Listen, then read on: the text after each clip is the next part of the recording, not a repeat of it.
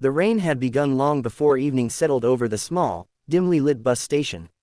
It tapped against the metal roof with a steady rhythm, soft, insistent, almost mournful. People hurried inside, shaking droplets from coats and umbrellas, clutching bags, rushing to board their buses or waiting impatiently for the next one to arrive. Most kept to themselves, scrolling through their phones or sipping cheap vending machine coffee. But near the end of the long wooden bench, tucked into the farthest corner as though she hoped the world wouldn't see her, sat a girl no older than 7. Her clothes were too thin for the season, a faded yellow dress with a small embroidered flower on the collar, damp now from the cold rain outside. Her sneakers were scuffed, the left one missing a shoelace. Her hair was dark, wavy, gathered messily into a ponytail that had nearly come undone. She hugged a worn backpack close to her chest as if it contained something precious. And she wasn't crying out loud. Her shoulders trembled in silence, tiny fingers gripping the backpack straps with white-knuckled desperation. Tears slipped down her cheeks so quietly that not a single passerby stopped. No one asked. No one even looked long enough to wonder. Except one man. Ethan Hale had no reason to be in a run-down station on a rainy Thursday evening. A billionaire CEO of Hale Tech Solutions, he was more accustomed to black cars, airports, and private lounges than places that smelled of wet pavement and instant noodles. But his driver had taken a wrong turn, traffic had trapped them, and when Ethan spotted the glowing neon sign of the bus station cafe, he'd asked to stop. He needed a moment, a pause from back-to-back meetings, mergers, and the kind of pressure that kept him awake at night. He stepped inside the station, brushed rain from his sleeves, and almost walked past her. Almost. Something in the corner of his eye, a tiny movement, a trembling breath, made him turn. And there she was, small, soaked, silently falling apart. He froze. He had seen children cry before, nephews, cousins, kids in airports tired from travel. But there was something different here. Something quiet, something that didn't feel like a tantrum or momentary sadness. This felt like fear, loneliness, something unbearably heavy for such small shoulders to carry. He glanced around. People walked past her as though she wasn't there. Ethan took a slow breath, his instincts, buried under years of boardrooms and corporate distance, telling him to walk on. Don't get involved. Someone else will help. Leave it. But no one else was helping. And he couldn't bring himself to leave. He walked toward her slowly, making sure not to startle her. When he reached the bench, he crouched down so he was eye level with her small, tear-streaked face. "Hey," he said softly. "Are you all right?" The girl flinched at the sound, quickly wiping her cheeks with the back of her hand. She shook her head, not in answer to the question, but as though she didn't want to talk at all. "That's okay," Ethan murmured. "You don't have to say anything. I just noticed you looked upset." She kept her eyes on her shoes. "What's your name?" he asked gently. No answer. He tried again. "I'm Ethan." Still nothing. He didn't push. Kids under stress didn't open up just because an adult wanted them to. So he sat on the bench beside her, not too close, but near enough that she could see he wasn't going anywhere. Minutes passed. People came and went. The rain outside grew heavier. Finally, in the smallest whisper, he heard her voice. "Lila." Ethan turned his head slightly. "Lila," he repeated softly. "That's a beautiful name." She didn't react, but she didn't pull away either. After a moment, he asked carefully, "Is someone with you? A parent, maybe?" Her lips trembled. Her fingers squeezed the backpack tighter. And then, in a voice so quiet he almost missed it, she whispered. "My mom, she didn't come back." Ethan felt his chest tighten. He kept his voice calm. "Did she go somewhere?" Lila shook her head, tears gathering again. "She told me to sit here. She said she would go get something. But it's been a really long time." He glanced toward the station clock. If she'd been waiting during the worst of the downpour, she might have been sitting here alone for hours. Ethan felt something cold settle inside him, not the icy chill of rain, but the sharp edge of dread. "Do you know your mom's phone number?" he asked. She bit her lip hard. "No." "What about your address?" She nodded. "Can you tell me?" She opened her mouth, then closed it. A moment later, she whispered, "She said not to talk to strangers." A shiver ran down Ethan's spine, not because she said it, but because she was trying so hard to follow her mother's instruction. Even now, even abandoned, he lowered his head slightly. "You're right, that was very smart of her to tell you. And it's good you listened. But it's okay to ask for help when you need it. Even from a stranger." She didn't respond. She stared at the floor, breathing quick and shallow. Do you want to wait a little longer? He asked gently. Maybe she's on her way. Lila shook her head again, harder this time. She's not coming. The certainty in her voice sent a chill straight through him. He swallowed. Why do you think that? She hesitated. Her small hands trembled as she reached for the zipper of her backpack. Slowly, carefully, she unzipped it and pulled out something folded, a crumpled paper, a letter. She handed it to him with shaking fingers. Ethan unfolded it. The handwriting was messy, rushed. Lila, my sweet girl. I'm so sorry. I can't take care of you anymore. You deserve better. Please forgive me. Someone kind will find you.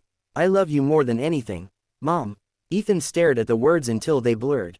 He had read countless contracts, legal documents, corporate proposals. But nothing, not a single word in his adult life, had ever struck him with such force. He looked at the tiny girl beside him. Her face was blotchy from crying. Her eyes were swollen, exhausted. She wasn't trembling anymore, not because she felt safe, but because she had cried every tear she had. She was empty, hollow, abandoned. Ethan folded the letter gently. Lila, how long have you been alone? She shook her head weakly. I don't know. The lights were on, then off, then on again. He realized she meant the overhead fluorescent lights, which flickered on a timer. They cycled every hour. She had been waiting for hours. Maybe all day. Ethan's heart twisted painfully. Did anyone talk to you? He asked. No. Did you eat anything? She shook her head again. His jaw tightened. He stood slowly. Lila, do you trust me enough to help you? Just help, nothing else.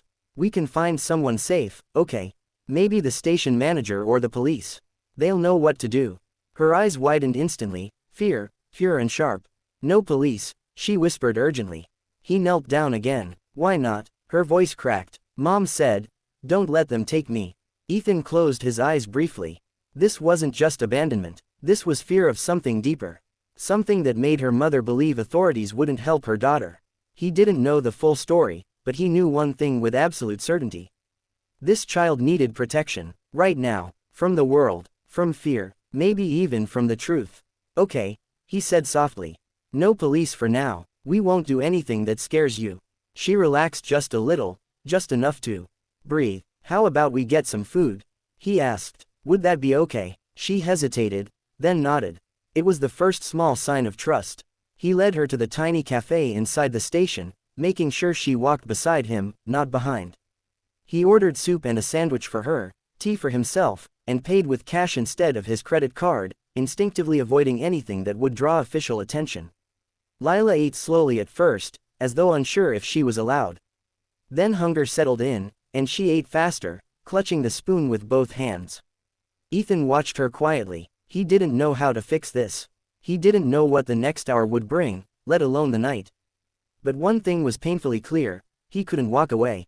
When she finished eating, she looked up at him, her big eyes still wet. Are you leaving? She whispered. His chest tightened again. No, he said gently. Not unless you tell me to.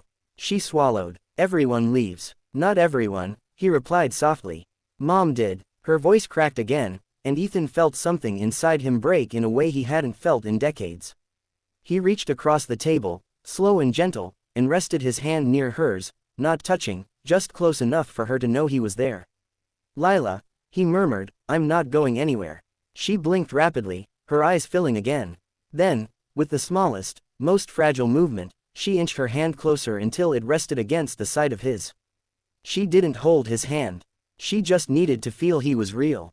Ethan didn't move. They sat like that for a long time. At last, she whispered, where do I go now? The question stabbed him straight in the gut. He could lie. He could say, we'll figure it out, or, everything will be all right. But she had been lied to enough tonight. Instead, he spoke the truth, soft, careful. I don't know yet, but I promise you won't be alone while we figure it out. She nodded slowly. Then, to his surprise, she slid off her chair and walked to his side of the table. She hesitated only a second before gently pressing her forehead against his sleeve. He froze. Then, slowly, tenderly, he rested a hand on her back. No corporate contract had ever mattered this much. No business deal had ever pierced him this deeply. Eventually he guided her back to the bench, keeping her close. The storm outside was worse now, buses were delayed. The entire station seemed suspended in time. People gradually left until only a few remained. Lila leaned against him, exhaustion pulling her eyelids down. Ethan found himself adjusting his coat around her shoulders, shielding her from the cold. As she finally drifted to sleep, he looked down at her tiny form nestled against him. Her trust, so small, so tentative, felt like the heaviest responsibility he had ever held.